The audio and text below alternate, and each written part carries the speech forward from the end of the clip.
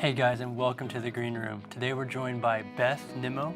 She's from Littleton, Colorado, and she's here to talk about the new film called I'm Not Ashamed. Welcome. Thank you, Jonathan, Stacy. So good to have you, Miss Beth. Thank you. So, most people might know you by who your daughter was, Yes. Rachel Scott, who died defending her faith in a school shooting. Can you take us back to that day and tell us some about it?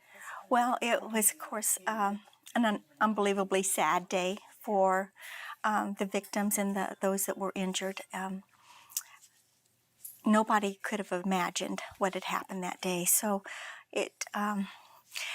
parts of that day are just hard to remember because of your mind blocks out the reality of it.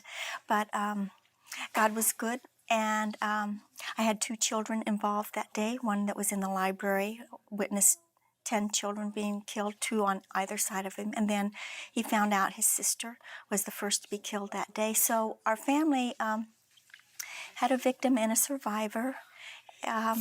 So it's been a long journey. But Rachel left us a wonderful gift. She had been journaling. She got saved at the age of 12. And God started putting in her heart to write us her story. And that's what we based the film I'm Not Ashamed from. Oh my gosh. How old was she during the shooting? She was 17. 17. Yes. And can you tell us about that day? Who was the shooter? What happened? Well, there were 2 shooters, and they had planned for 1 whole year to commit this crime, and they had chosen April the 20th because it was Hitler's birthday. Oh my gosh. So they had done a lot of research. Which school was this? This was Columbine High School Columbine. in Littleton, Colorado. And they had planned all of this very meticulously, and their intent was actually to take out hundreds of students that day, but God prevented that. But 13 did die, and Rachel was the first one to be killed. Wow. Wow. Well, thanks for sharing with us, Beth. Well, I know Columbine is one of the worst tragedies in American history, but I'm Not Ashamed presents the event with hope. Can you share about that? It does, because Rachel was faithful and obedient to write her story down. A lot of her drawings and her journal entries were very prophetic. The Lord was preparing her for an early death. 1 year prior to the exact date, she wrote, "Whatever it takes, I will take it." And she kept that vow a year later. On May the 2nd of 1998, she wrote, "It will be my last year, Lord. I've gotten what I can. Thank you." And then 2 weeks before her death, she wrote a drowning poem, and the last stanza of that poem is, "I don't consider it suicide. I consider it homicide. The world you have created has led to my death." And then the morning of the shooting, April the 20th of 1999, she drew a very prophetic picture of weeping eyes with 13 teardrops, and there would be 13 murdered that day. Oh my goodness. So God was definitely preparing a witness of hope and light to come out of the darkness. Wow. Did you have any idea she's keeping these journal entries? Not at all. Not at all. But that's why we knew this was a story to be shared, because God had orchestrated it and set it up as a witness for that dark day. What do you think Rachel would think of the movie I'm Not Ashamed? Well, since we used most of her writings in her own words, I think she would say, "Mom, thanks." Wow. And what can our viewers do to support this film? Well, we open this Friday of October the 21st, and we would just love to see the theaters packed.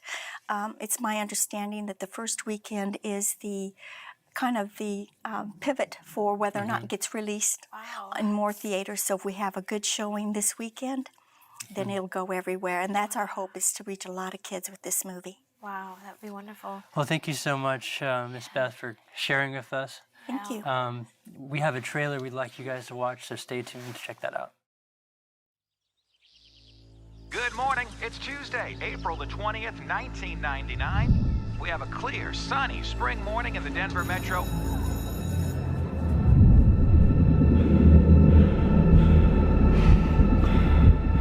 Is this some kind of prank?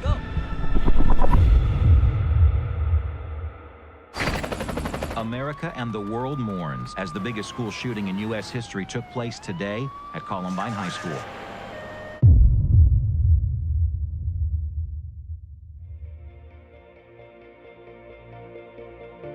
I've always been drawn to hands. I think it's because it's the way that we touch people. I have this theory that if one person can go out of their way to show compassion, it could start a chain reaction. I want to be a light, but it feels so dark. What's up, Four Eyes? Yeah. I thought it was going to be different this year. I don't understand why having a walk with God is so hard for me. He's there. As hard as that is to grasp. He's in control. I'm going to make a difference in the world. I have no doubt you will. Can I help you?